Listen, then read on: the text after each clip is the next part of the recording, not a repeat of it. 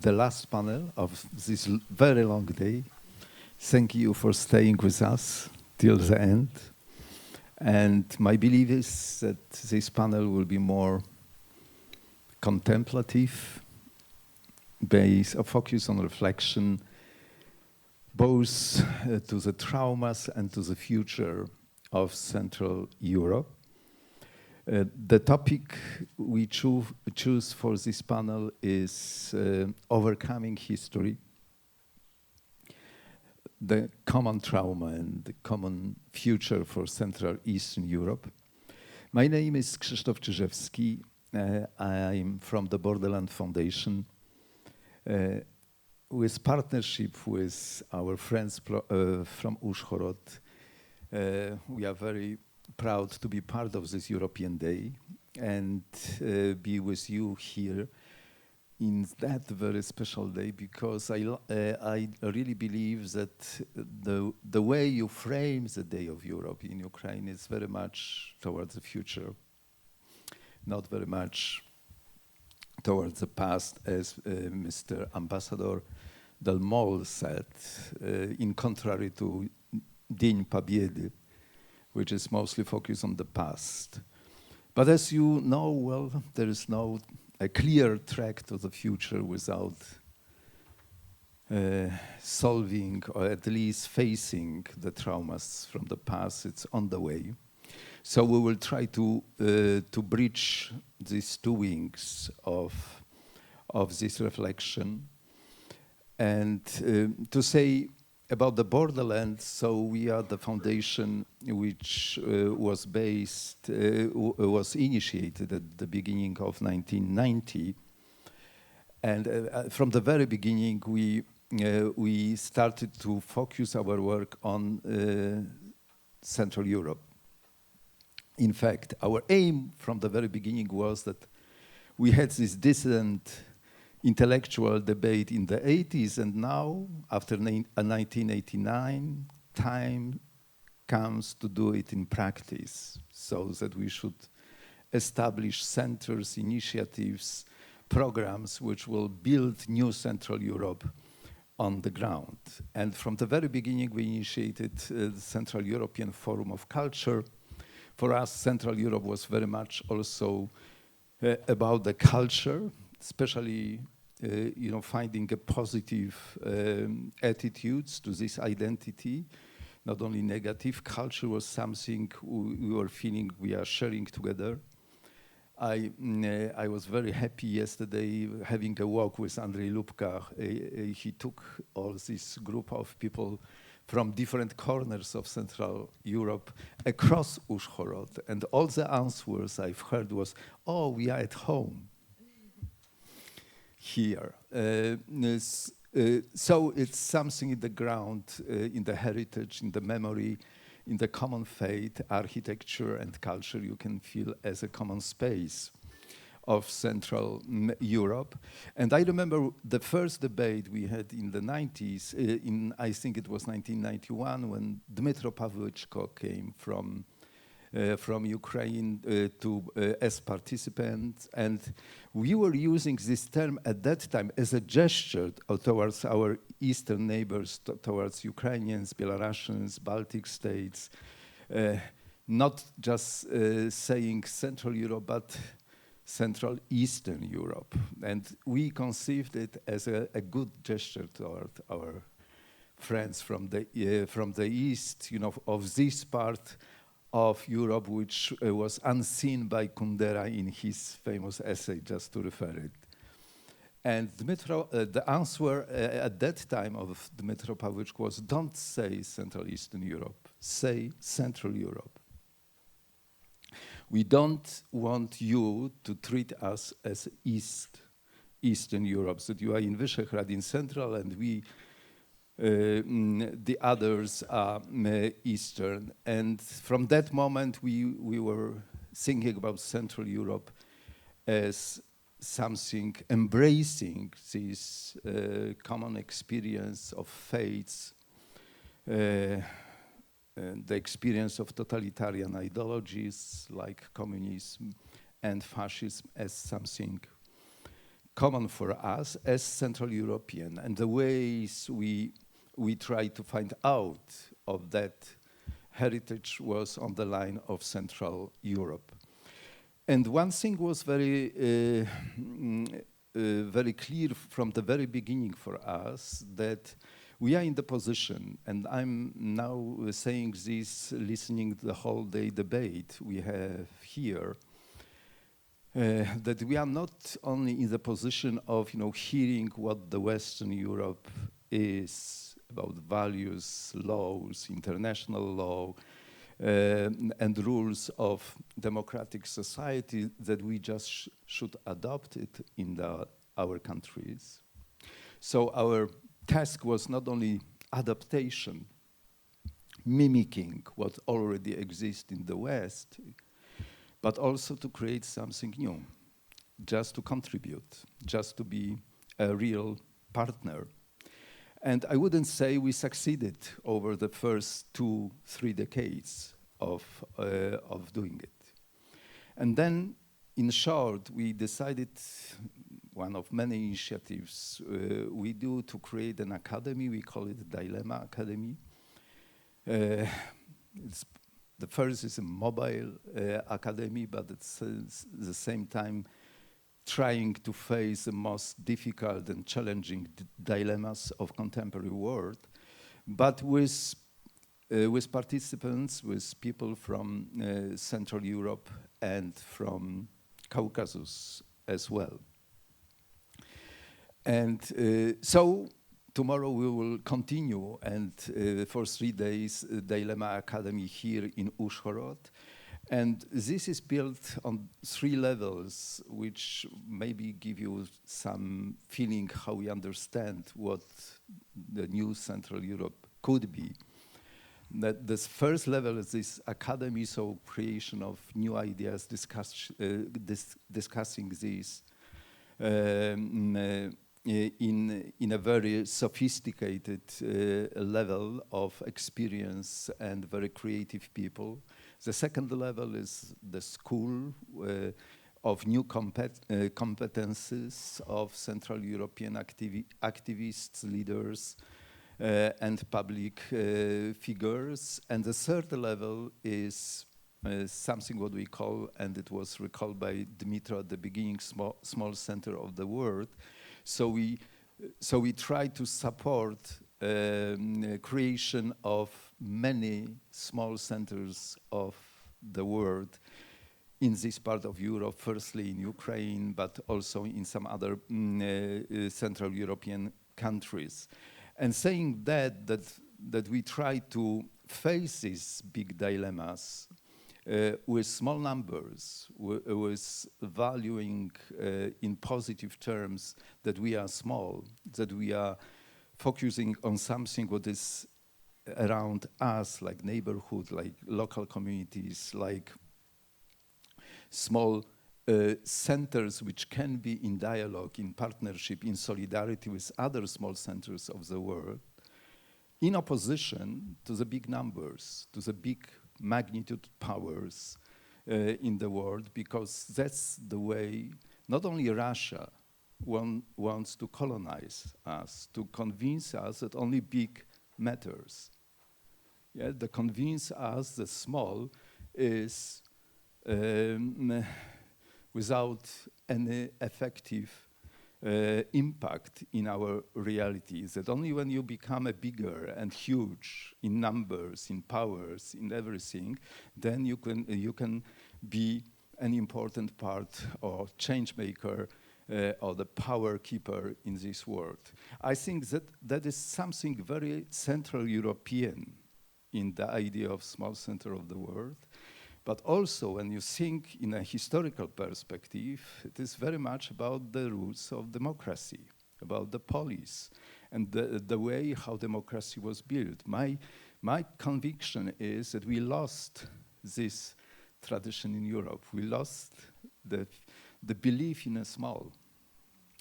And I think it was something very European also in that. So this is to give you some background of how we created this program together with our partners here in Użhorod. And now I am coming to my guests of the panel, Marci and Jarosław Hrycak. I don't think I should present them. They are well known. Marci comes to us from Yale University, United States, but at least part of her year she spends in Ukraine or in some other Central European countries. She has this, being a historian of ideas, she has this genius to write about very dark things, to write about traumatic experiences like the Ukrainian night. She wrote about Maidan 2014, or about the heritage of communism in Poland, of the writers being, catched by communist ideology, Marxist ideology in 20th century in Poland. Her famous book, Caviar and Ashes, is just about that. But what she can do is to put it in a very human way, that when you read it, even if it is deeply painful, you feel some warmth and something good coming out of that. It's not about the depression, about the pessimism. Also, if you ask her about her attitude to the world, she would say, I'm a catastrophist. But that's the power of her book. So I'm underlying this because we will also talk about difficult things today. But thinking about future, we need also, I think, this constructive human perspective to go out of the darkness. Now, Jarosław Hrycak, you will tell me more about him, but I'm very happy to have you, Sławko, also here. To start the discussion, we are in the circle of historians. We will talk about future also, the common future of Central Europe, but this is not an accidental thing that we have historians talking about that. I could easily imagine in our panel also Timothy Snyder. I can easily imagine in our panel Tony Judd. All of them are historians, but all of them have this powerful voice in public issues today. Not only about history, of course. So when I'm thinking about overcoming history, Marci, I'm addressing this question to you now. What is the role of historians, to help us to overcome, but also to better understand where we are and what is before us?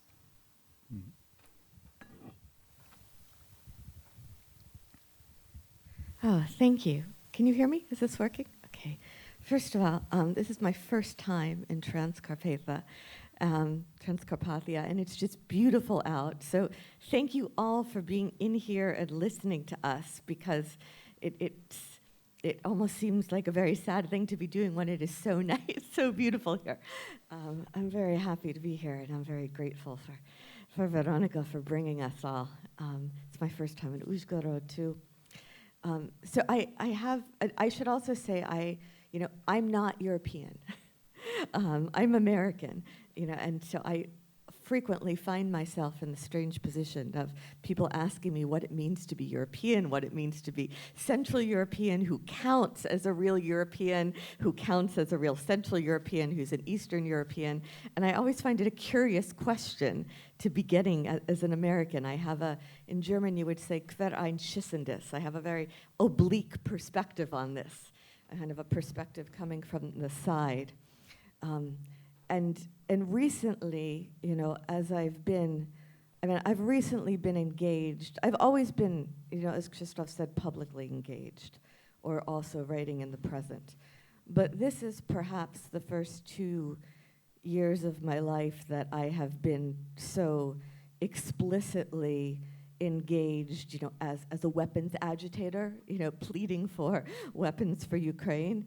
And in some sense, I find myself in a paradoxical position, because one of the questions I often get is, can you respond to Putin's narrative about the historical unity of Ukrainians and Russians, and what really happened in the Pereyaslav Treaty in 1654, and is this really accurate? And I find myself in the strange position as somebody who loves history and cares about history, of feeling like to even engage this conversation is a moral trap, because it suggests that there's anything or any possible interpretation of the 1654 Treaty of Pereyaslav that would somehow justify burying children under rubble in Mariupol in 2022. And that's not true.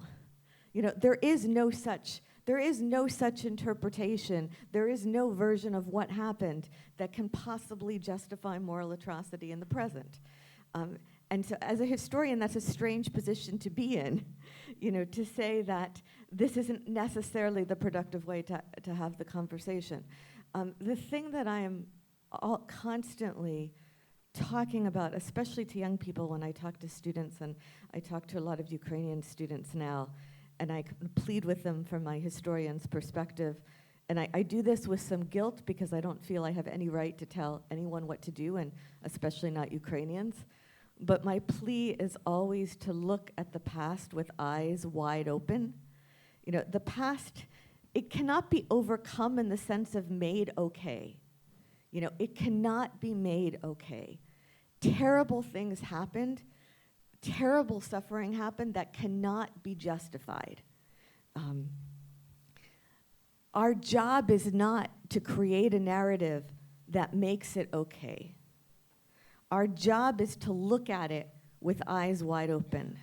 Victoria Amelina, who I'm sure some of you know, wrote this short, very beautiful essay in English. I think one of the few things she wrote in English not so long before she was killed, called "Nothing Bad Ever Happened Here." And she was writing about her home city of Lviv, and this denial about the layers of trauma and tragedy and cruelty that happened to Jews, to Poles, to Ukrainians. And she said that we only move forward when we stop denying the existence of the ghost and when we invite them to breakfast. If we want this city to be a home, then we have to take it with all its layers of the past, not to make it go away, and not to pretend it's okay, but you have to look those ghosts in the eye and invite them to breakfast, and look honestly and face honestly what happened. I thought it was a beautiful essay, and it was a poignant essay. And the thing I'm always telling the young students, the Ukrainian students who come to the States and are the young leaders and want to do outreach for their country, and I tell them, even though I don't have a right to tell them anything, that your credibility will come not from coming from a country that has been innocent since time eternal, because there is no such country, there is no such people, there's no such population, of people who going back generations never did anything bad. That's a fantasy. It doesn't exist for any of us, for any ethnic group, for any national group. Your credibility comes not from coming from a country where everyone has always been innocent for generations and generations. Your credibility comes from the integrity with which you look at the past with eyes wide open and tell the truth. That is your chance, that is your chance to move on to a better future. And I say this as well as an American who comes from a country that was built on slavery. A country that was built on slavery, that then fought a bloody civil war that was never, worked through. In Polish, you would say Rozrachunki. In German, you would say Vergangenheitsbewältigung. That we never, as a society, completely confronted. In which the racism that lingered from that resulted in Jim Crow laws, which were segregation laws, which were, by the way, the inspiration for the Nazi laws and the Nuremberg laws, literally the inspiration for them in the 1930s. Americans sent racially segregated troops to fight the Nazis. We had miscegenation laws in our country in various states until they were overturned by the Supreme Court in 1967. So just 5 years before I was born, you could be imprisoned in many states for an interracial marriage. Yeah. And that's something that Americans never fully confronted, that we lived in denial of, and the pathologies and the violence that has come out of our society, as a historian, I think largely have to do with a failure to look that in the eye, not because I today am guilty of the Americans 200 years ago who had slave people. Guilt is contingent. Guilt depends on something you may or may not have done. But I am responsible, as a member of society in the present, for seeing that clearly and telling the truth about it. So I like to kind of disentangle here guilt and responsibility. Guilt is contingent. It's dependent upon something you may or may not have done. Responsibility is always already. We are all always already responsible, not because of what our grandparents did, but because we are human beings and we live in the world together. And so that responsibility is non-contingent, it's a priori, it's with us all the time, and one of those responsibilities is to tell the truth.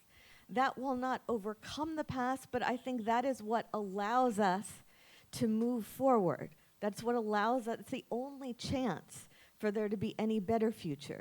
Freud talks about revenge of the repressed. The things that are shoved into the dark closet, and locked always come back to haunt us. There's no way around it. We have to look at it. We have to look at it and speak clearly. Thank you very much, Marci. History as a challenge for responsibility, for open our eyes, for thinking critically about ourselves, self-critically. It's very difficult in the circumstances of ongoing war, because at that situation you are focusing on your own suffering, your own people, your own country. It's arising, yes, like obsession. You see so many pain around you, in your families, in your neighborhoods, in your society. Is there the room for the others? Could this trauma be so overwhelming that we can't see this openness and self-criticism Marci is mentioning as a historian? I was working recently a lot in Israel, and you have the society with obsession of their own trauma after Holocaust. And the whole system of education is based on that. Is it kind of a consequence of that, what we see now in Gaza? Is there any link between this? So I'm raising this question here in Ukraine also, under the war circumstances. Sławko, how do you feel it? Can you formulate the question again? I was lost. What is the question then? How to, in the country like Ukraine, in the war circumstances, yes, it's very natural that the people are focused on our own suffering and pain. So the trauma is big, and now. I believe it's a part of more responsibility. Whatever we do, whoever we are sharing this kind of responsibility for what our parents and grandparents did. Even though we are not related to these things, there is a beautiful say by Karl Jaspers, written right after the war. When he's discussing this kind, exactly the terms which Marci was saying, the kind making distinction between guilt and responsibility. Because basically, we could be responsible for what we did and for who we are. Most of the things that happened in our history, we were not part of that, so to say. So we are not responsible for the things but in a sense, we're responsible for who we are. We identify with the history of this country, and we are proud of the most distinguished deeds with the heroes, which is perfectly fine. We also have shared responsibility for misdeeds. They were also made in the names of the country. It's a very simple formula, but it's easy said. It's easier to said than done, so to say. Because basically, I would say that this is moral responsibility, but I would suggest not to do it during the war. Because when you do the war, you provoke discussions. And discussion is not the best thing that Ukraine really needs. I could give you some kind of example, which probably is some telling. You probably remember that discussion about Jan Gross's book, Sąsiedzi, Neighbors. I would just, probably who don't know, I would just tell you shortly. It's a shocking book. It's a very short book. It's a one locality in Poland when the local Polish peasants killed local Jewish neighbors in the most atrocious way, without any Nazis, with the beginning of the war. Because basically we get used to that Poles were victims and they never did. They were not affected with the Holocaust. No, this is because basically they did on their intention, so to say. And there was a huge discussion. There was huge discussions, pulverized society, and basically ended with the story that both, the positive story, that both the president of Poland and the head of church took responsibility for these acts, even though they have not committed this act, so to say, and they say that we are sorry. But the point is, they did it when they were in the European Union, when there was no danger outside. They were relaxed. They could have this kind of discussion. When they came responsibility, just imagine if this discussion would be under Soviet Union, on the Polish law. So what I'm saying here, this must be some order or hierarchy, priority. First you have to win the war, and then you have to open discussion. For this particular reason, say I'm trying to do my best not to tell anything about, not discuss about Bandera, because it's very pulverizing things. It's not my hero, but I don't want to start discussion about Bandera because I believe it doesn't necessarily meet the current situation. Let's win the war. Let's win the war, and I believe Ukrainian society has capacities to deal with the kind of the deeds or misdeeds because it did before. Good thing about Ukraine is very much diverse. That's first things. Therefore, you could not have a monolithic discourse because there was a kind of regional differences, religious differences, whatever states, as well as United States. It's very hard to build a dominant discourse, so to say. So by definition, we agree to disagree. So basic thing is, and the other thing which makes us very different from Russians. Luckily enough, we never had the golden age. We had never to return. We could not say, let's make Ukraine great again. Ukraine was never great. So the thing is, what I'm saying, because it's a different strategy. If you have a radically different strategy than Putin, or even Trump, or Orban, any populist, because populists rely very much on history. Because they try to provide a very simple, if not a simplistic answer to a very complex situation, and the basic answer is, let's get back where there was a good one, and the good point. And the point was somewhere in the past. Let's make great America great again. Let's raise Russia from the knee, so to say. So this is exactly the point, because the presumption is that there is some kind of the golden age, and once we return there, everything would be fine. We are blessed, Ukrainians, because we have no to return. Our golden age is in the future. So what I'm saying here, this is something which I believe works to benefit of Ukraine, because Ukrainians are not really prone to discuss the past that much, in the sense they won't appropriate it. Because basically, if you see Ukrainian history, Ukraine has one basic topic or issue or narrative, which is also very global. And this is violence. This is extreme violence made by every group without an exception that haven't been attached or referred to Ukrainian history, be it Germans, Russians, even Jews. There is some responsibility for things they did. It is not about the Ukrainians, because they are normal people, say, because basically the crucial issue of global history is the violence. It's one major theme which stands at the point. The real problem with all the kind of histories we're teaching and we're learning in the school, they're trying to displace violence. We try to provide kind of nice stories, sweet stories, all the kind of thing. And this is very dangerous. Because once you ignore violence, you're welcoming violence again. This is exactly what Tony Judd says. And we believe we are great admirers of Tony Judd, that no serious historian could ignore violence. Once he ignores violence, he or she is not really serious.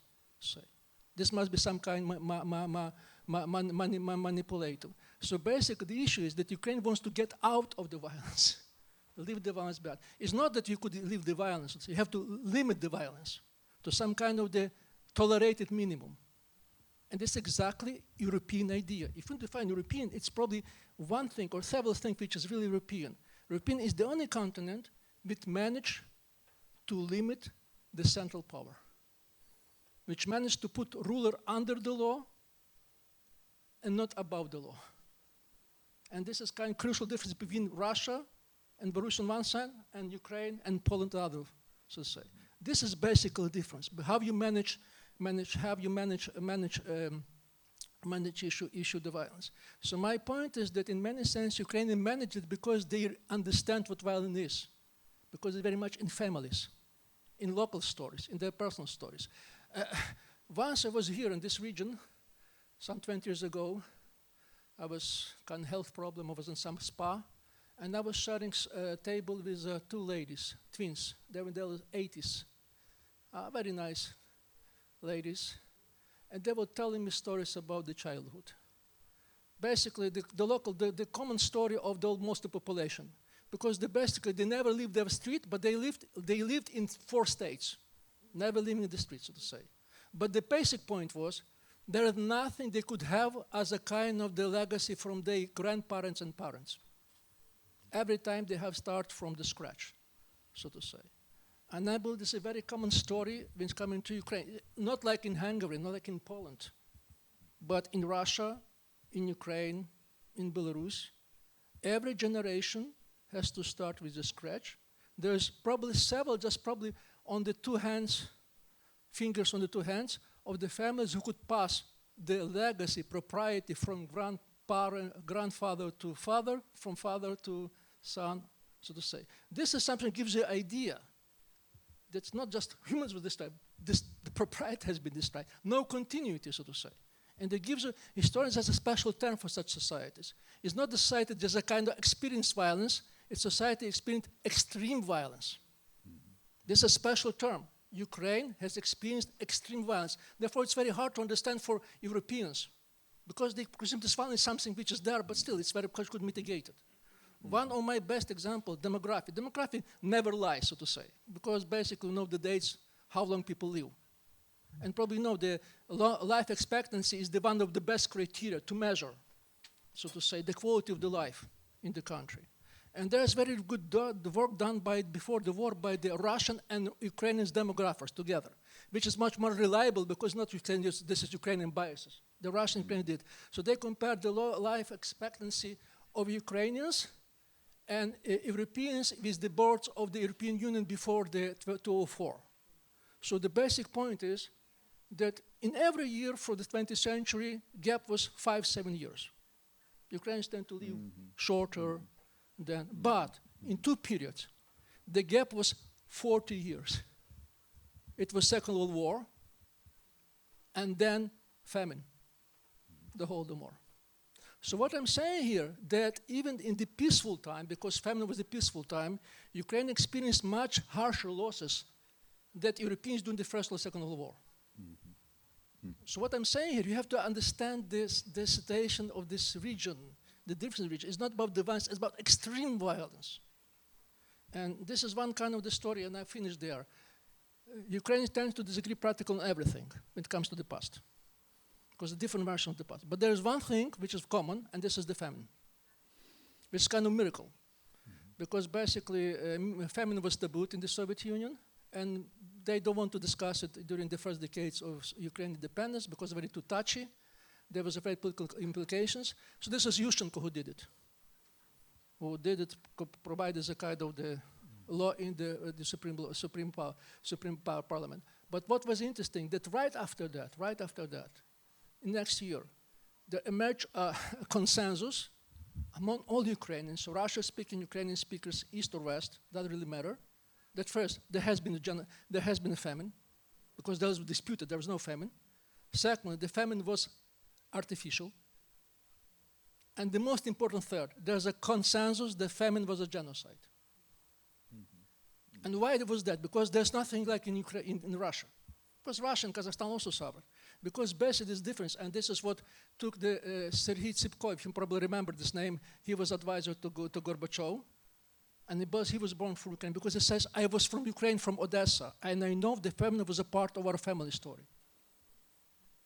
I remember that the story has been told. So in a sense, even those who doesn't share Ukrainian narrative, they have a personal story, because they remember what Ukrainian suffered extreme. So I'm saying, in a sense, it explains why Ukraine is that much the Russian aggression, because it reminds them about the scale and the dangers of the violence. And you could really see, because every time you have a kind of conflict, it tends to erupt in the extreme violence. So to conclude, I don't really remember who said that, but the point is, some of the French historians who specialize on historical memory, because this is a discipline which is very much initiated by French historians. So it basically says that historical memory is probably the strongest chemistry that is worked by our mind. In some proportion, it could serve as a medicine. In other proportion, could be poison. And I believe this is a real difference, because what we have in Russia, it's intoxication. There's probably no other country, not in the world, which is so heavily embedded around in the past. I have a friend who is Russian liberal. He just gave a very good metaphor. He says that nowadays Russia reminds him of the huge, powerful, fancy car that runs through the mud. There's no roads. And therefore, they could not see, some drivers there could not see anything, because the front glass is the mud. The only thing they could see is the rear window. So they're looking forward, watching to the past. So this is the kind of reaction. And this is, I would say again, it's like a blessing, because Ukraine doesn't have this kind of the looking back, so to say. So therefore, I believe that, and this is kind of crucial difference, because Putin basically says we can do it again. And they did. And they do. Because this basically, let's come back to the past. Let's return to the past. And I say the main strategy of Ukrainians, let's move forward. Let's overcoming the past. So therefore, I believe, presuming this is presumption will work, Ukraine will be much more easier. Not easier, but not as much complicated to discuss the trauma of the past in the kind of honest way. For a moment, I will thank you very much, Sławko. I will come back to Jedwabne, to Jan Goro's book. I'm a little bit guilty for all this scandal with this book, because we published it for the first time. And so we were all the time in the struggle, to work for this mindset change, yes, through this book. And one of the help we received was from the people who already started to be self-critical, feel guilty, courageous enough to say truth during the war circumstances. So it was not only like that, that first we should have peremocha and then we will deal with all this issue. Maybe, from the big scale, it should be like that. But all what was helpful for our discussion in Poland was that we could refer to the people who already 40 years ago or 50 years ago did this courageous work in a real circumstances, and then you have the ground, to refer to and to base your position on that. And these people, these people in our tradition, they are called ludzie przyszłości. To jest człowiek przyszłości, people of the future. that so now maybe it's not time for you. Yes, but what you are doing it for the future, but you are doing it now. Yeah, so you are not waiting for the future. So you are becoming a person of the future, doing these things just now. And my question, Marci, because I want to follow this path after Sławko said about this positive attitude and heading to the future. Ukraine is ongoing. Does the idea and this concept of Central Europe can help in it?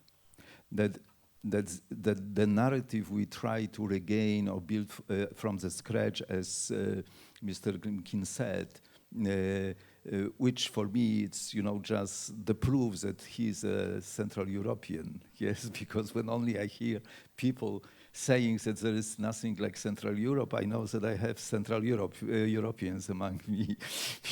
We are here in Central Europe. But I like this feeling that we should build something new. Yes, and of course we have point of reference. Yes, in the past, bad and good examples. But in your mind, Marci, something what we want to build as a new narrative. As a need for my generation, for example, Central Europe was always something, these windows that you can go beyond your narrow identities. Yes, that you are the Pole, that you are in the framework of your national identity, and suddenly when you say I'm a Central European, it meant even it was braver and much difficult to say than I'm European. I'm European because I know Goethe, I know Bach, we have that in school program. But being Central European is that I'm helping Roma people in my neighborhood. I'm helping my Hungarian or Slovakian or Ukrainian neighbors. This is Central Europe. It was much more difficult. You have to know more, as it was said, that we know a little about our neighbors' cultures and lives. So to do it's much difficult, yes, than to be just European in that terms. So we are again on this threshold of thinking how much we need this new narrative, new building of Central Europe. And I know that you was involved from the beginning with this discussion about Central Europe, how you see it now, and from the perspective first of Maidan and today's Ukraine. Well, first of all, as a historian, the first thing that struck me when I first came to this part of the world in the 90s, and was reading Kundera and reading Miłosz and reading Havel, was Central Europe as this object of incredible nostalgia and fantasies and looking back to the Golden Age, which it wasn't clear to me ever existed, like many Golden Ages. I mean, we now are, right, Franz Josef, we're living through the turn to fascism in America, make America great again, and exactly when was it great? Great when we had slavery, great when there were racial segregation laws. It's always a fantasy that there is this point before you were born that you have missed in which everything was great. So I'm very skeptical about that. What struck me about the idea of Europe on the Maidan, and what strikes me as a perhaps productive way to think about Central Europe now, is less as nostalgia and more as a kind of Platonic essence. I felt often that the Maidan got started, of course, because of a very real, tangible, practical agreement, association agreement with the European Union that people wanted to sign. But at a certain point, it seemed to me that the Europe at stake on the Maidan was less the empirical, often hypocritical, highly imperfect, actually existing European Union, and more a kind of Platonic essence of Europe, as a place where there is respect for human rights and human dignity, and people live under the rule of law, and as Slavko said, the leader is not above the law. I always think of the perhaps apocryphal answer that Gandhi gave when asked what he thought about Western civilization. And Gandhi says, I think it would be a very good thing. That Europe, that would be a very good thing. That place where there is respect for human rights and human dignity. And in that sense, I see Central Europe as Europe, but even more so. Henrik Heine said about the Jews, they're like everyone else, but more so. Central Europe feels to me like a Europe, but even more so, like this object of what things could be, if all of this violence and atrocity and suffering and lack of respect for human rights and brutality and oppression was overcome.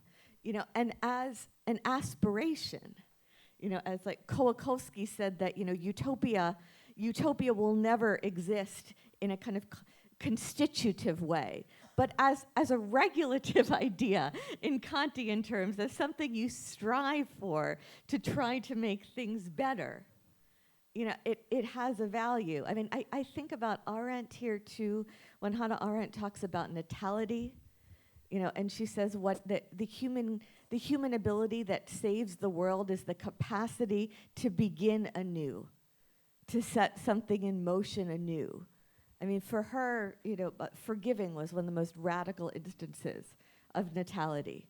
But that human capacity to set something new in motion. And the thing that for me, the Maidan was less about, the culmination of a long history of Ukrainian nation building, which is certainly one way you can look at it, and more as this extraordinary illumination of natality, of a society setting in motion something new, and saying we want to live a different way.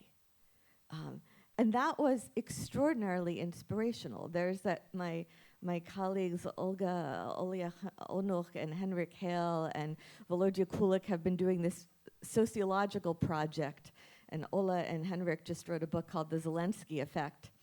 And my very short 2-sentence summary of their survey research is that Ukrainian society changed tremendously, in the past 10, 12 years, and attitudes about civic engagement, about civic duty, about identity, about participation, about democracy, they changed hugely, and I'm not a statistics person, so I won't evaluate that project, but what I find inspiring about that story is just the idea that societies can change. People can grow. I mean, I was a graduate student when Sosjedzi came out. One of my little minor claims to fame is that I think I was actually one of the first people who read that book, because I was in Warsaw when Jan Gross picked up that first box of the copies produced at Pogranicze, and he gave me one of those first copies out of the box, and that was before I had students or children or pets, and I could read it immediately, which I did. And that watching Poland go through that debate and watching it be torn apart was wrenching. It was also captivating, and at times it was devastating, but overall it was incredibly inspiring, because it was like watching a Bildungsroman, of Poland. And in the end, I felt like something really profound happened. Like that society did grow, and it did change, and things were accepted. And that gives all of us hope. If change were not possible, then we're all doomed, because we have a history saturated with violence. So we have to believe that the new is possible.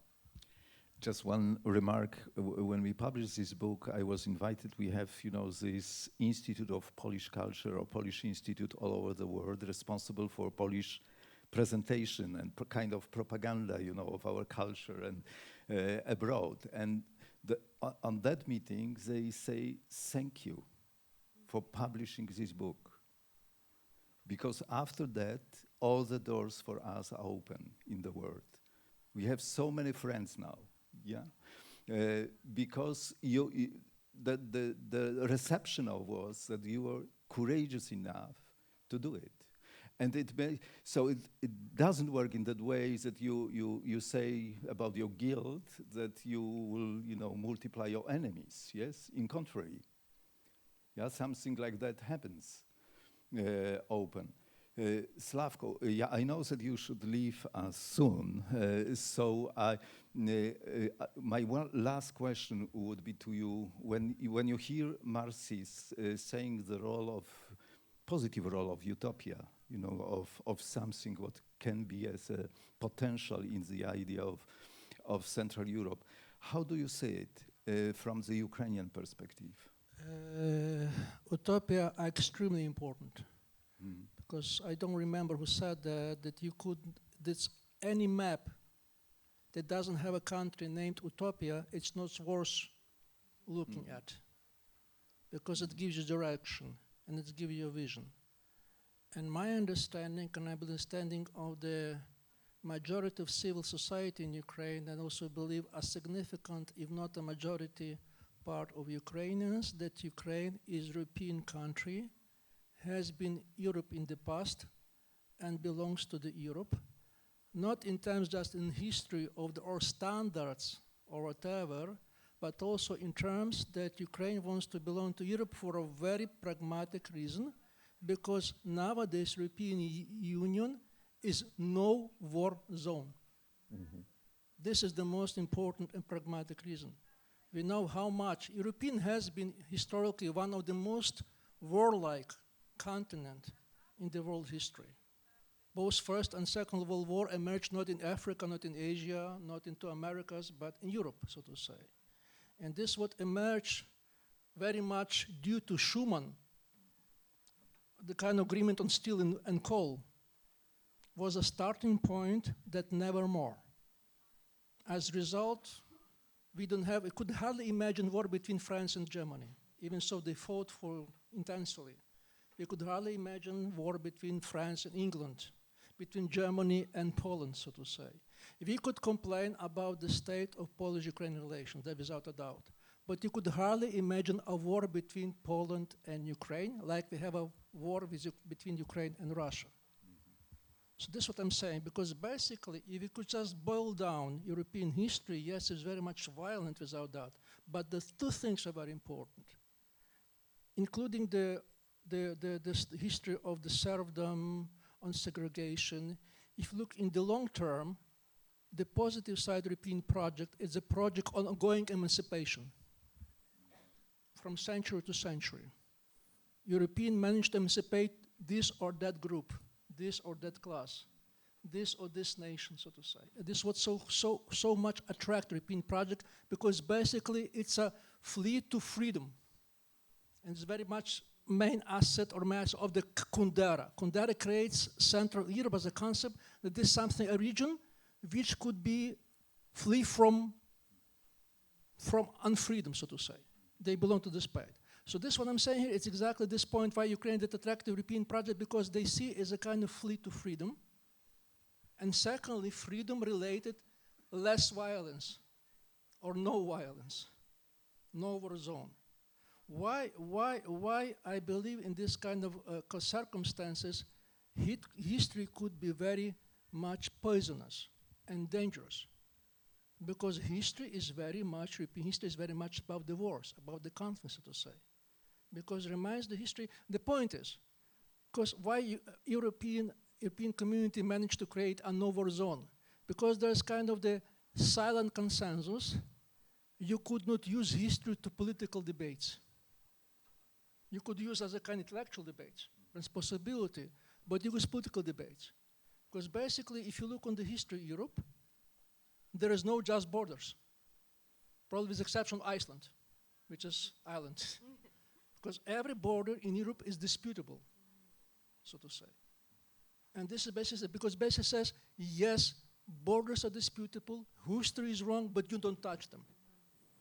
Because once you apply historical arguments, you get violence.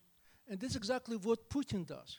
What is the most, I would say, amazing, also kind of disgusting part of Putin that he argues all the arguments of Putin against Ukraine is historical character. He legitimizes his right to attack Ukraine, not because that much of NATO, but because Ukraine was always Russia, starting from 10th century. And then Lenin created Ukraine, and then Pereslav, that kind of thing. Which is you see this kind of argument, so to say. So this is what you should not do. A kind of very simple example. He claims that Crimea is Russian. If you use historical argument consistently, then you should give Crimea to Greece. Because this is for the longest time period in Sweden. What I'm saying, this is the basic point. So why we want to Europe? Because basically this is the same extension of no more war.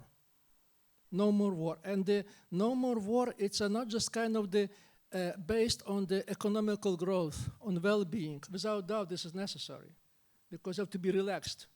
You couldn't really make reconciliation in terms of poverty.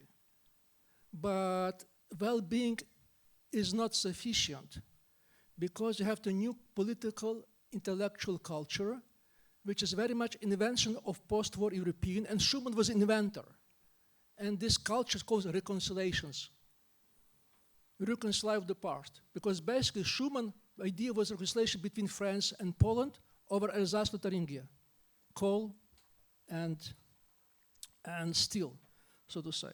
And this was created because this agreement on coal and steel was joined by France, Germany, Benelux, and Italy, and was a core European Union.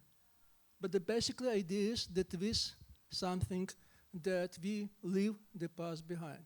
So again, I'm saying here, yes, without a doubt, want the European because we want to have a better standards. Without it goes, it's like also we have the Europeans because of comfortable life, but most importantly, because for us Ukrainians, Europe is no war zone, and it is especially salient nowadays when facing this war. And I'm really sorry because I have a conflict of dates. I really have to leave at the most interesting point of history, but I believe Marci and Krzysztof will do much better than me. Thank you. I'm sorry. Jarosław Hrycak was with us.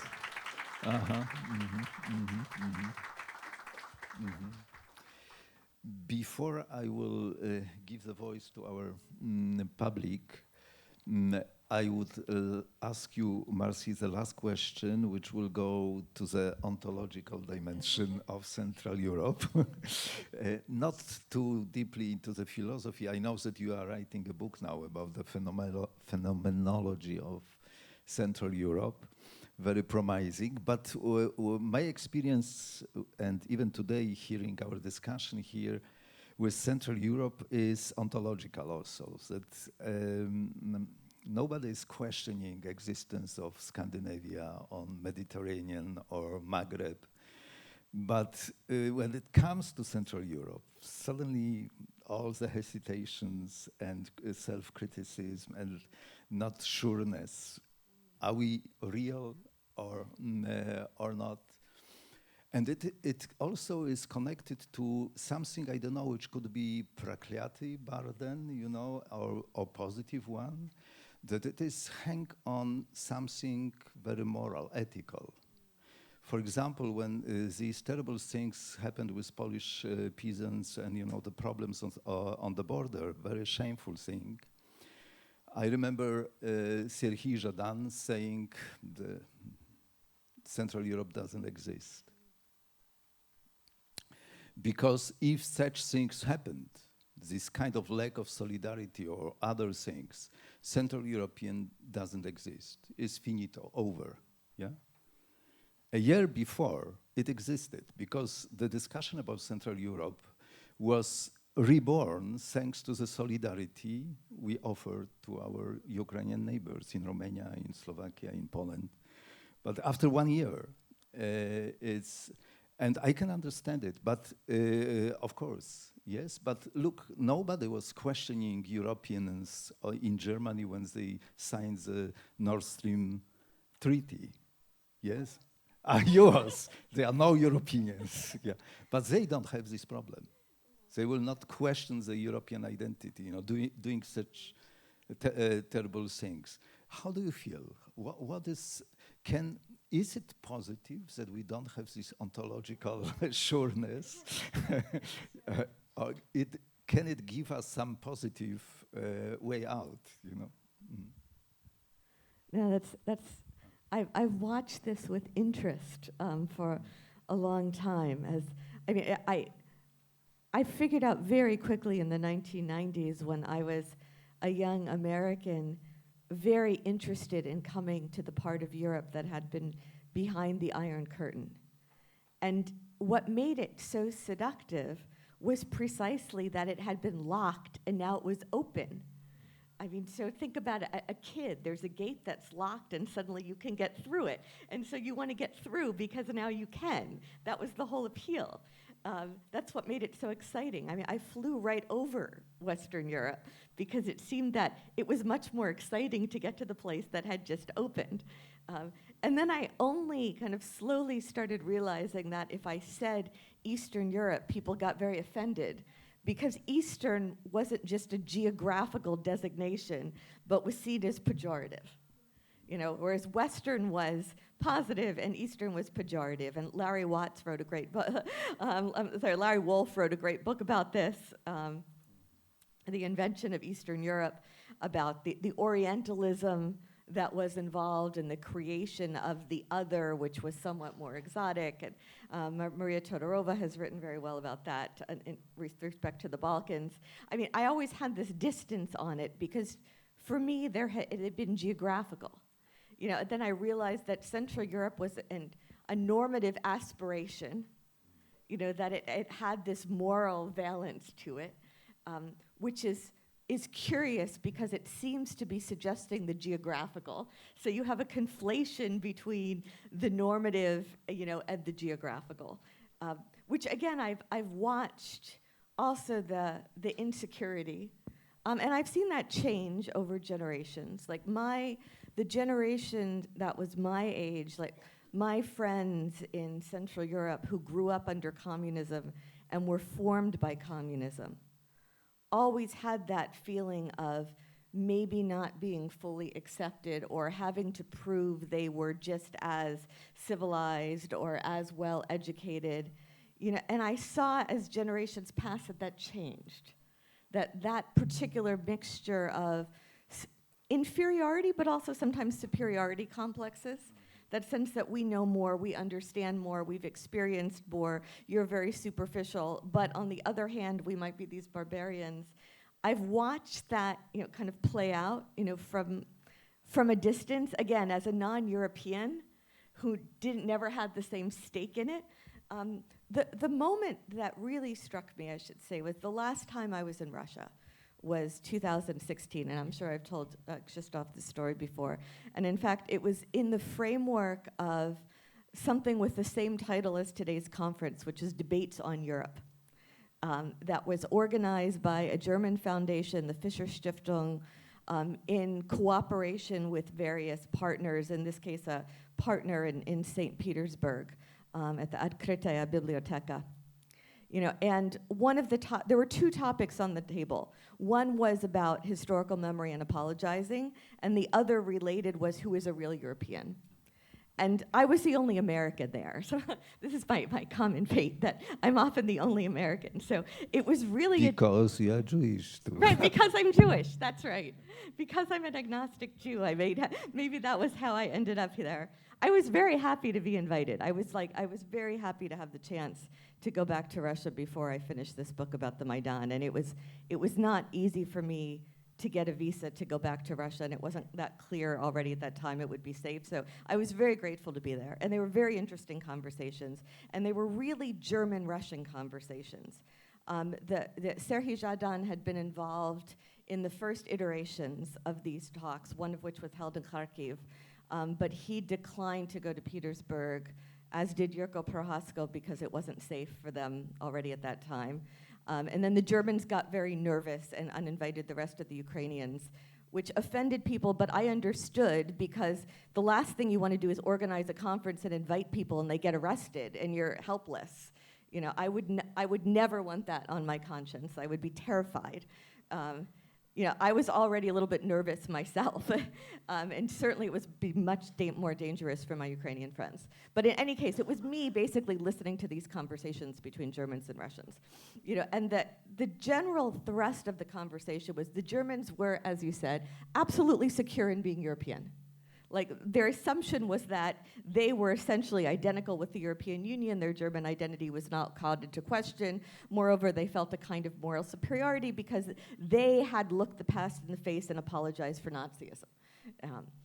And then there was the question of the Poles and the Hungarians and the Czechs, which now have been accepted as Europeans. Everyone agrees. Perhaps sometimes they're treated as not completely having first-class status, but still the consensus is, And then there's Ukrainians who are kind of on the border. Maybe after the Maidan they deserve. And then, do Russians ever have a chance?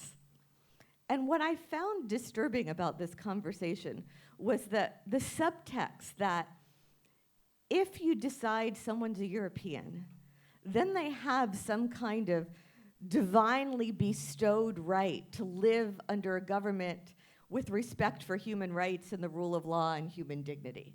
That's what it means to be European. And if you're not European, well, you throw up your arms because we all know there's never been human rights in Russia anyway, so what can you do? They're not European. And this struck me as not a morally sustainable point of view. Either you believe in human rights and human dignity, in which case you believe in them always, everywhere, for everybody, or you don't. But if you do, then it seems to me it can't be contingent upon being European. But there was a subliminal assumption that being European was identical with having a claim to those rights. Thank you very much. I think it's time to open our discussion to our audience. Please raise the questions. Dmitro?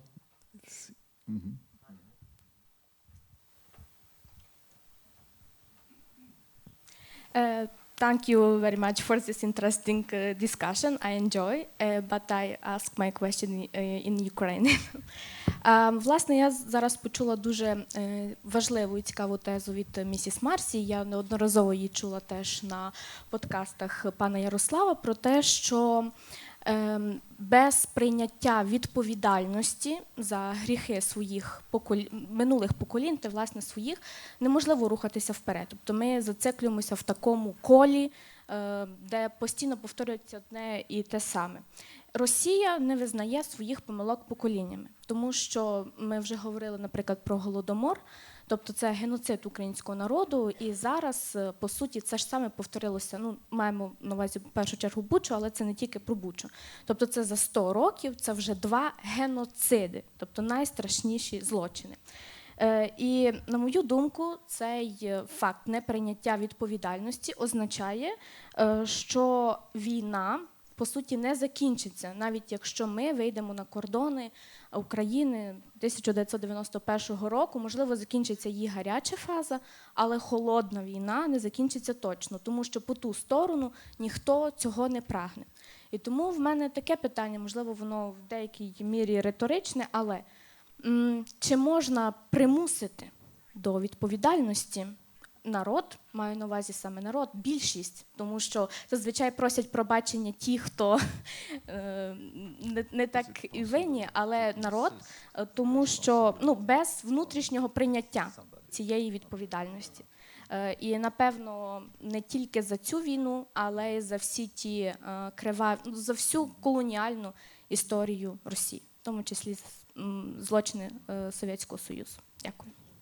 So you also mean that is it possible to have a kind of a tribunal for Russia's crimes as well? От мене питання, чи трибунал вирішить це, тому що умовно, якщо ми засуджуємо там головних винуватців, тобто умовно Путіна, умовно генералів, але чи народ російський, він визнає це, тому що ми вже тут в своїх колах говоримо, що Путін, це діагноз, це не посада. Тобто це взагалі як образ всього народу. Тому, чи трибунал взагалі вирішить це, якщо народ не приймає відповідальності за гріхи? Okay, thank you very much for this question, Marci. No, it's an excellent question, and it's one that people have been obsessing about at least since the Second World War. There's an essay I like to teach by Hannah Arendt, which is what universal responsibility and guilt, or universal guilt and responsibility, or she asked the question, when everybody is guilty, is it possible to hold anybody responsible, right? It's a great essay. She does not decisively answer the question. It's an excellent question, and it's precisely the question that I think the Russian thinkers I respect the most have also been preoccupied with.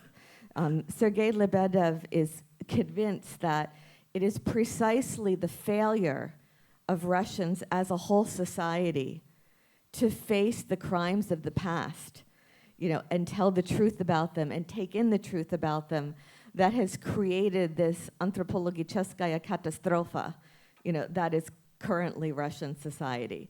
That there's a direct link between the failure to see the truth of the past and the failure to take responsibility in the present. And I think that for me is a problem of, what philosophically you would call subjectivity. I mean, and in some sense, the interesting question, and subjectivity here, in Polish, there's podmiotowość and subjektywność. And in Russian, it would be subjektywność or subjektność. And here I'm talking about subjektność, like the quality of being a subject as opposed to an object, of being an actor. And if you look at this war through a colonial lens, then the interesting Hegelian question is, why has subjectivity emerged on behalf of the colonized and not the colonizer? Why is it the Russians who have a crisis of subjectivity are unable to take responsibility? I'll tell you an anecdote. So my children were recently interviewing at schools, at secondary schools. And they're 11 and 13. And I was waiting in the lobby for them. And there was another woman, a mother there, who was waiting for her child too. And she started to talk to me, because women talk. So she started to talk to me. And I heard she had a very, very slight Russian accent. And before this war, I would have asked her about that, because I love to speak Russian, even though my Russian is bad. But because of the war, I didn't say anything. But we were talking about schools, and I said, I'm looking at all these different schools for my children, and they're all so much nicer than where I went to school. The place where I grew up and went to school, the schools were not very good. In many ways, they were filled with a lot of violence, and it took all the effort of the teachers to discipline the kids, and there wasn't really any kind of intellectual content. And she said, "Oh, I know what you mean. Where I went to school was horrible." And I said, "Well, where did you go to school?" And she said, "I went to school in Moscow." And then I asked her to tell me in Russian, because now she's already admitted to the fact that she went to school in Moscow. So I asked her to tell me in Russian, and she said, "Well, every day we would come into class, and the teacher would come in, and she would welcome us with "Доброе утро, idioti." Yeah. And that seemingly insignificant anecdote stuck in my mind as actually potentially very revealing. Because if you spend your whole childhood and adolescence hearing that you're good for nothing and you're an idiot and you will never be able to think for yourself, then do you actually learn to take any kind of responsibility for making independent judgments?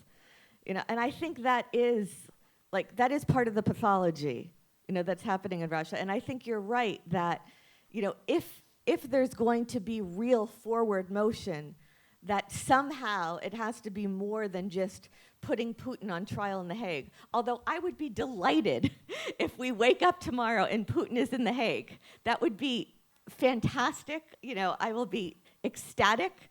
But you're right that there also has to be, on a much more collective level, a sense of coming to responsibility. Just one sentence to add to your questions. There is an excellent book written by a German philosopher, Karl Jasper. That's the one In 1946, just after the war, and he designed these 5 levels of responsibility. One of them, the third one, I think, is common responsibility. But the thing which for me was most touching when he was writing this book, because he had all rights to show his clear anti-Nazi page, yes? His wife was Jewish, and he, from the beginning, contrary to Heidegger and others, were, you know, a very decent person. But all the book is written in plural. So he always was written, we did it. We Germans did it, yeah? Mm. Please. No. Mm-hmm. Hello, my name is Sophia. I'm a student of Ukrainian Leadership Academy. Maybe the question will be a bit casual, but still I am really interested. You are American. Why Central Europe? I think you were asked this question many times, but still I am asking it to myself, and I cannot understand. What was the main, the main stimulus for you to learn this field? Why are you interested in it? Thank you. Thank you very much. No, you're right. I get this question a lot, and it really is for me a generational story. I was 17 in 1989, and it was magical. It was just extraordinary. You know, even from a distance, even before the internet, even when news came at a delay, the idea that this part of the world that had been locked and closed was suddenly open. There was something thrilling about it. And I guess maybe there are 2 things in particular too. So I was an aspiring historian. And to be an aspiring historian at the time when the archives are just opening was such a voyeuristic thrill. I mean, you could be the first person to see some of these files. You know, so I was running around in the 90s, you know, in former Czechoslovakia, in Russia, in Poland, and the Communist Party archives were just opening. So it was absolutely thrilling. And I started reading Václav Havel when I was maybe 19. This is also a story about translation, because Havel's translator, Paul Wilson, who is a whole other interesting story, Canadian, is an extraordinarily talented translator. And Kundera liked to say, I think he stole this from Pasternak, but Kundera would say in Czech, Překladání jako žena, může být krásná nebo věrná. Translation is like a woman. She can be either beautiful or faithful. And Paul's translations were very, very beautiful. And it was just at the moment when I was feeling very disillusioned with American politics, with the language of American politics. It was the 80s, it was the late 80s, and the Reagan era, and then the Bush era, and the language felt, I was a young person, I wanted to be a revolutionary, I was a peace activist. The language was very uninspiring. You know, and then I started reading Havel, and it was all about truth and, you know, consciousness and conscience. And when I was 18, right after I turned 18, Havel came to Washington and gave his first speech as the first post-communist president of Czechoslovakia. So it was February 1990. And Havel stood up in our Congress, you know, which maybe wasn't as pathologically dysfunctional as it is now, but was still not very inspiring. He stood up and said, consciousness precedes being, and not the other way around, as the Marxists claim. Nobody had any idea what he meant. I mean, the chances that any of those politicians remembered that moment in German ideology where Marx and Engels talk about, you know, being preceding consciousness, extremely unlikely. But it was this language no one had ever spoken in Washington, and I thought, oh my God, that's beautiful. Like, I want to be with those people. Like, I want to be part of that crowd. So she went to Prague, learned Czech language, and here we are. Yeah. Thank you.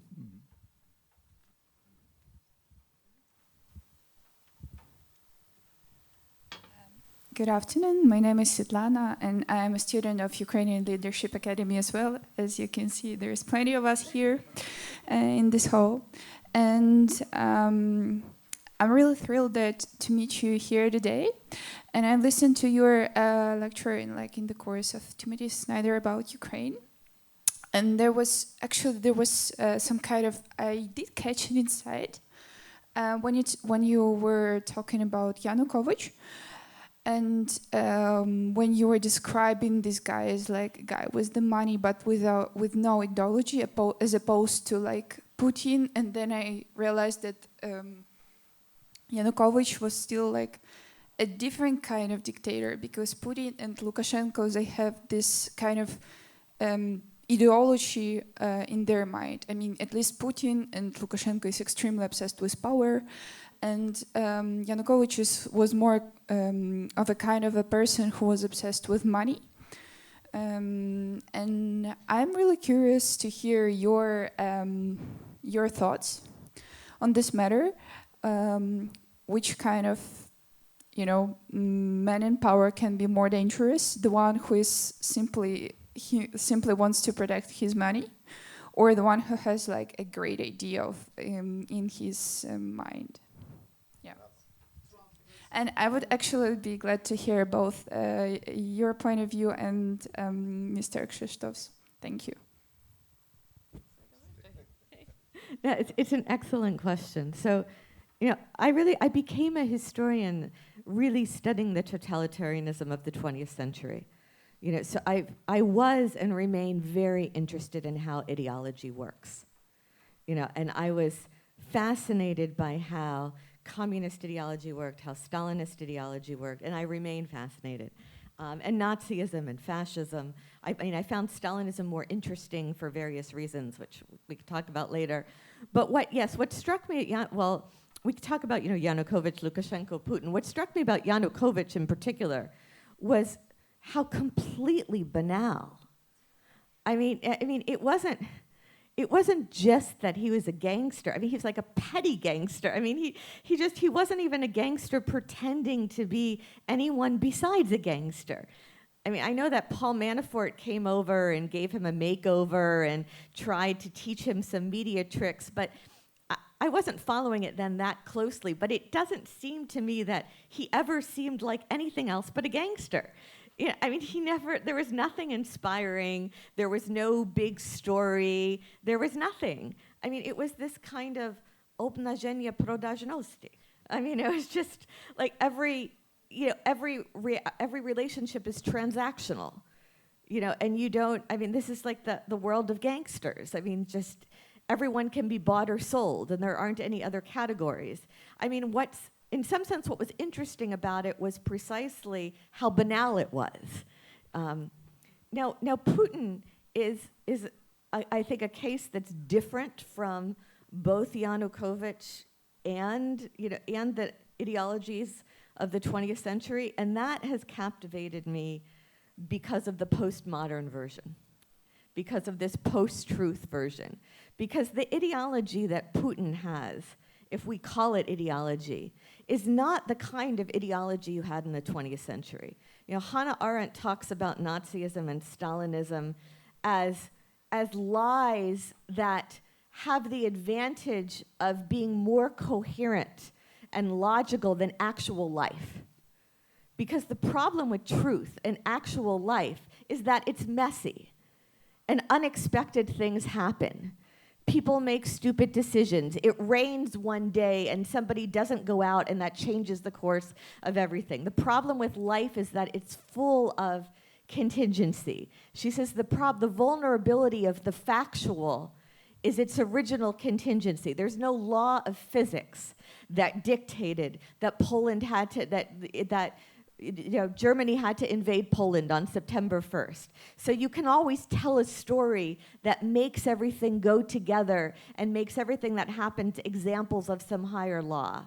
And so she talks about the logic of ideology and how the logic of the lie can be more persuasive than the logic of reality, because reality doesn't have that kind of tight logic. Reality is messy. And what strikes me about Putin is that there's no coherent ideology. I mean, we are, one day it's we have to defend the integrity of the Donetsk and Luhansk People's Republic. Then it is the Kiev government has been taken over by Nazis who are going to massacre all the Russian speakers. Then it is, this is a preemptive attack because NATO was preparing a war against us. Then it was, we have to restore the lands of Peter the Great. Then suddenly one day on RT, it was no longer Nazis, but Satanists. There's been a Satanist cabal in Kiev, and Zelensky is either the Antichrist or a demon in the servants of the Antichrist. I mean, so every day it's kind of a different story. It's not particularly coherent. It doesn't have the kind of logic, that you got, under Stalinism, which might be a lie, but it had its own internal logic. So this undermining of anyone's ability to have any ground to stand on, because there are multiple stories that contradict, and there's not even an attempt to make them consistent. That, I think, is something new, this kind of postmodern, post-truth. I describe it sometimes as a neo-totalitarianism, just for lack of a better word. I mean, all of these words and concepts are just hermeneutic devices that we use to try to compare things or to mediate between the singular and the universal. They're all imperfect. But I do think that it's something that we're dealing with that's different. I think that technological possibilities offered by the internet have made that possible because you can disseminate endless, multiple stories. What happened at the Internet Research Agency, where they're spitting out the story about the Maidan being a CIA conspiracy and Ukrainian Nazis sponsored by the Americans are coming to kill all the Russian speakers in the East, and Hillary Clinton is kidnapping children and hiding them in the basement of a pizza restaurant in Washington. I mean, you can spin these stories because you have troll factories, and you can have hundreds of young IT people making up stories and throwing them like spaghetti against the wall to see what sticks. And that wasn't technologically possible before the internet. So I think that has created a potential for these endless crazy narratives to be spun in a way that's quite different. It's no longer about, under Stalinism, you were controlling information so that the truth did not get out. And the dissidents believed that truth had a power, that if you could just get truth into the light of day, that would save people. And now the problem is not that the truth is censored, but it's drowned because there's this, and this, and this, and that, and the other thing. And so there's a sense of kind of helplessness. So I do think this is new. It's a variation, on tyranny. Now, what that means and how we can undermine it, that's still the что делать question. That's still where we are, and I don't have an answer to that.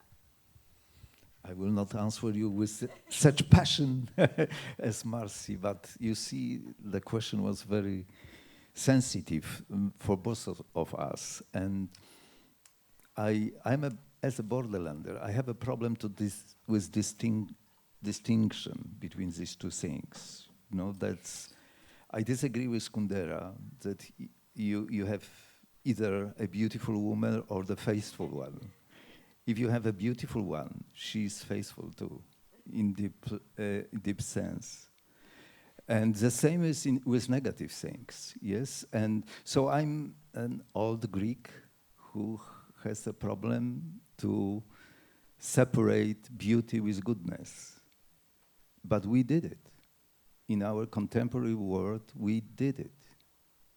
It was possible that Peter Handke could receive Nobel Prize. And the explanation was that, okay, he's a supporter of Milosevic, he's a denier of genocide in Srebrenica, but he is a good writer. And it was during the Balkan War that it was possible to give him Nobel Prize. And I think the contribution of Ukraine to us is that it is no more possible. That's at least my belief, that the way how you started to treat all so-called big culture or huge culture persons from Russian culture you raise this question again. You know, what about the responsibility? Yes, about this distinction between being good in art and culture, but not in, you know, human life and all other attitudes. That's a very powerful message you sent from Ukraine. For us, these two things, it's impossible to separate them. And I see it in the world.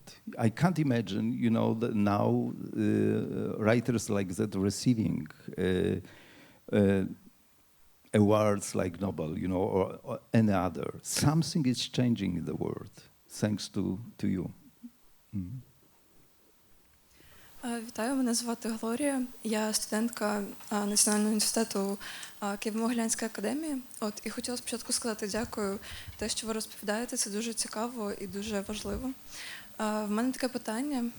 Зараз українське суспільство проходить дуже важливий період становлення і переосмислення нашої ідентичності. Ми вже сьогодні раніше говорили про це. І я хотіла запитати вашу думку. От, наприклад, в Росії є концепція русского міра. В Америці це Make America Great Again. І чи можете ви зараз виокремити, на свою думку, чи спостереження якісь наративи, які формуються наразі в українському суспільстві? Дякую дуже. Okay, I think you're in much better position to answer that question than I am to tell you. What I have, and perhaps this is unfair, but I think I have all this hope in your generation. I think a lot of us, like my kids, keep looking at me and saying, what kind of world did you give us? Why did you give us such a horrible world? And I'm always looking at my kids and my students saying, okay, you're our hope. It's now up to your generation to save the world. It's not fair that you were thrown into this world that is such a catastrophe, but now nevertheless, you know, our hopes are in you to save it. And my hope for your generation, and I do see this. I mean, maybe I see it because I get the best students who come to me because they're the ones who want to talk to me, but the possibility, you know, instead of looking at like these Ruski Mir and this, you know, like this great empire of blah, blah, blah, I've never really understood this fantasy of great empires of blah, blah, blah. I've never understood the whole thing about claiming land and saying this has to belong to me so we can put our flag there. But the thing I do see your generation doing more is that, you know, can you look at the past, you know, and all the good and bad things that happened, you know, and say like, okay, where were the moments when something went well? Where people were able to come together to help one another? And where were the moments when morality completely broke down? You know, and can we look at that and think, how can we take steps now, you know, so that we take examples from the moments when things went well and we avoid the mistakes of society completely breaking down? I mean, one thing I found very inspiring was the Belarusian feminist who should have won, and I still believe that one day they will win. And one of the things I found very inspiring was that this language that they developed to talk about domestic violence became a language for the whole society to talk about how they were being treated by a tyrannical regime. And they had the idea of feminism that we should have had in the States back when I was growing up, which is not just that you like get rid of the men and replace them with women. I mean, maybe that would be a good start, but that you have to get rid of this whole vertical Ktolkavo model, you know, in which strength is associated with somehow abuse and violence and who is crushing whom. And you have to turn that to a horizontal model so that strength is associated with caring for one another. You have to make that stereotypically, you know, maternal or sisterhood model. Olga Shparaga talks about we've got to turn to sisterhood and make it normative for men and women alike. You have to kind of inject that. That has to be the new vision. that our strength comes from the ways in which we support one another and help raise each other up, and not the ways in which we crush one another, and beat one another up. Like the whole biot znaczy lubić thing, that has to be over. Like that whole narrative has to be over. Like you need a new story, and that story has to draw from the times when people were able to help one another and care for one another. And I do see that, that Krzysztof once described the Maidan as this masterwork of self-organization. And I think what was so inspiring about that was the possibility that even if that kind of cooperation and solidarity lasted for, in German you would say an Augenblick, like a blink of an eye, just a moment. The fact that it could last even a moment means that it is possible. And that's something that is it's much better than making great again, or it's much better than Ruski Mir. That possibility that we human beings have inside us the capacity to behave better. I think that's the hope. And I do see that among Ukrainians. I see it in pockets. I see it in the resistance. I see it in young people who are mobilizing to fix a world that is a catastrophe not of their own making. It's great to talk with you, to have this wonderful dialogue. We have time with Marci. I don't know how it is with organizers. Do we have? Okay. So at the end, I want to say one thing, that we are really on the threshold of creating something new.